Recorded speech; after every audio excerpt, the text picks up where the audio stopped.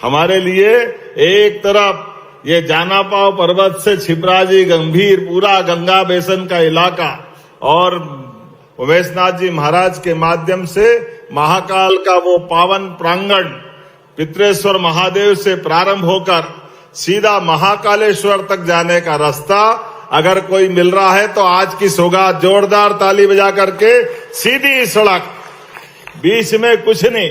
और इसके अलावा भी अगर इसको लंबी दूरी के दृष्टि से देखें तो 8 lane super expressway Delhi Mumbai corridor तक और पीथमपुर के आगे से ये इकोनॉमिक कॉरिडोर के और आगे से हमारे इस पूरे निमाड़ बेल्ट को आगे दिल्ली मुंबई कॉरिडोर से सीधे रूप से जोड़ने का, आर्थिक रूप से समृद्धि का बड़ा मार्ग आज इसका भूमि पूजन हुआ है। लगभग 3000 करोड़ की लागत से, और पहले ग्रीनफील्ड ऊंचा बन रहा था। हमारे किसान भाइयों ने कहा ये ऊंचा बनेगा, बड़ी मुश्किल से तो सड़क मिल रही, मानगुन का छोरा और बाद में कोई काम का नहीं तो फायदा क्या है। तो उन्होंने कहा इसको हमको भी तो लाभ दो। हमने कहा उसमें क्या बड़ी बात है, अभी ऊंचा नीचा कर देते, सब लाभ उठाओ, सबकी जिंदगी बढ़िया होना चाहिए। जब इतनी पुरानी सड़क राजा महाराजाओं के काल से, जब विक्रमादित्य काल हो, महाभारत का काल हो, खास बात महेश्वर के आगे नर्मदा जी से चालू होकर के 7 धारा महिदपुर तक, इस पूरे मार्ग में कोई नदी नहीं है। पैदल पैदल 12 महीने चलने का हजारों साल पुराना हमारा रास्ता था। अभी आपके वीडियो में भी हमने देखा, सच में हमारे लिए तो वो सौभाग्य का दिन है। अभी जो इंदौर उज्जैन 6 लेन बनाया, ये तो पुल बनने के बाद 6 लेन और जो भी बने, लेकिन सच में पुराना रास्ता तो आज भी पैदल जाने वाले साधु संत जिनने अपनी पदयात्रा से भारत परिक्रमा करते हैं, तीर्थ यात्रा करते हैं, जैन समाज के संत यात्रा करते हैं, उनका सुगमता पूर्वक आने जाने का मार्ग यही है। और मुझे तो इस बात की प्रसन्नता है, हाथों देपालपुर मनोज पटेल जी आपके क्षेत्र से, मेरे से होते हुए, सवेर से होते हुए अनिल जैन कालोहेड़ा तक, आगे तक ये पूरा क्षेत्र हमारा एक विकास का नया पर्याय बनेगा। हमारे लिए आज के इस अवसर पर चूंकि बहुत सारी बातें माननीय प्रधानमंत्री जी के माध्यम से रोज नित नए सौगात मिल रहे हैं, ऐसे में यशस्वी प्रधानमंत्री श्रीमान नरेंद्र मोदी जी का जोरदार ताली बजा करके अभिनंदन करें। उनके सफलतापूर्वक 12 वर्ष के शासनकाल के माध्यम से देश दुनिया के सामने एक अलग प्रकार से पहचान बना रहा है, और हम सब देख रहे हैं कौन सा क्षेत्र की बात करें।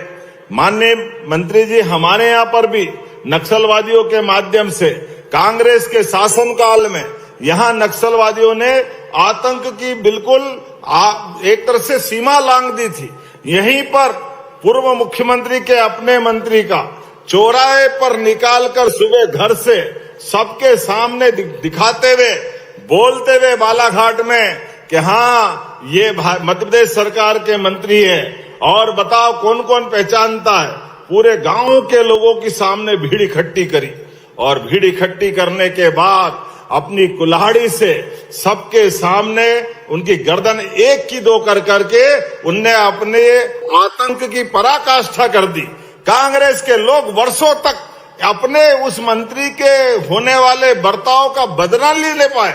हजारों लोग मारे गए, कई लोग इस परेशानी को भुगतते रहे, लेकिन कांग्रेस के लोग वोट के लालच में नक्सलवादियों के खिलाफ कार्रवाई करने से डर रहे थे। मैं एक बार फिर माननीय प्रधानमंत्री जी का और यशस्वी गृह मंत्री श्रीमान अमित शाह जी का जोरदार अभिनंदन करो। लाल सलाम को आखिरी सलाम हमारी धरती पे सबसे पहले किया। हमने वो सारे हिसाब चुकता करे जिसके आधार पर लोकतंत्र पे कलंक लगता है।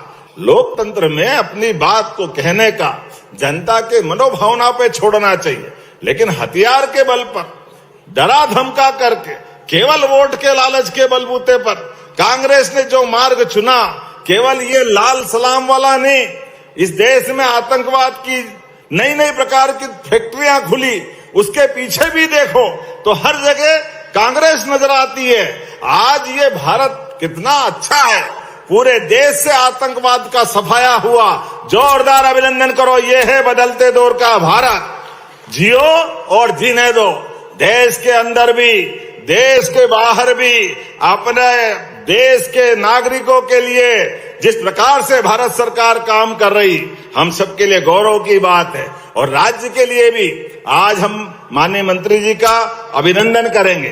कल उन्होंने उज्जैन के अंदर होने वाले विकास कार्यों के साथ साथ प्रदेश भर के विकास कार्यों की समीक्षा की, ऊर्जा के माध्यम से भी और स्थानीय विकास के माध्यम से भी। और कितनी बड़ी बड़ी सौगात मिल रही। आज यही 42,000 लोगों को घर का आवास दिया है सिंगल बटन से। जोरदार ताली बजाओ जिनका अपना कोई घर नहीं है। मोदी जी और माननीय खट्टर साहब के माध्यम से, माननीय कैलाश जी के माध्यम से 42,000 लोगों को उनके आवास यहां से सुपुर्द हुए। गांव, गली, मोहल्ला, कॉलोनी ये हमारी है, लेकिन यहां पर विकास के लिए 2000 करोड़ के अलग अलग काम ये प्रधानमंत्री के माध्यम से मिल रहे हैं। गोमाता, गीता भवन, वृंदावन गांव, एक एक करके किस किस क्षेत्र की बात करें, ये सारी सौगात अगर मिल रही है तो माननीय प्रधानमंत्री जी के माध्यम से मिल रही है।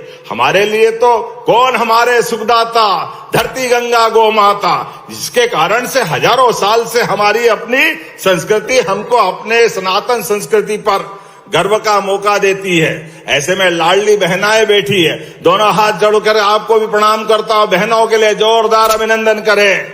बहनों के लिए माननीय खट्टर साहब, हमारी सरकार के माध्यम से रक्षाबंधन तो साल में एक बार आता है, लेकिन हर महीने 15 तारीख के पहले 1500 रुपये बहनों के खाते में पहुंचते। जोरदार अभिनंदन करो लाडली बहनों के लिए भी।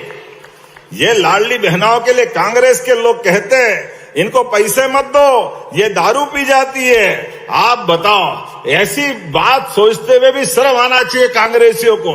लेकिन कांग्रेस ने सदैव अपने गलत मार्ग पे चलते हुए माता बहनों का अपमान किया।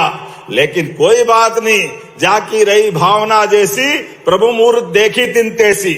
उनकी अपनी भावनाओं की कीमत मध्य प्रदेश से भी चुका रहा है और देश से भी चुका रहा है। इसलिए धीरे धीरे करके देश से कांग्रेस झाड़ू की तरह, घर से अपने कचरे की तरह बाहर हो रही है। और धीरे धीरे करके 80% से ज्यादा एनडीए की सरकार माननीय प्रधानमंत्री के नेतृत्व में देश भर में लोकप्रिय हो रही। जोरदार अभिनंदन करो पूरे देश के अंदर।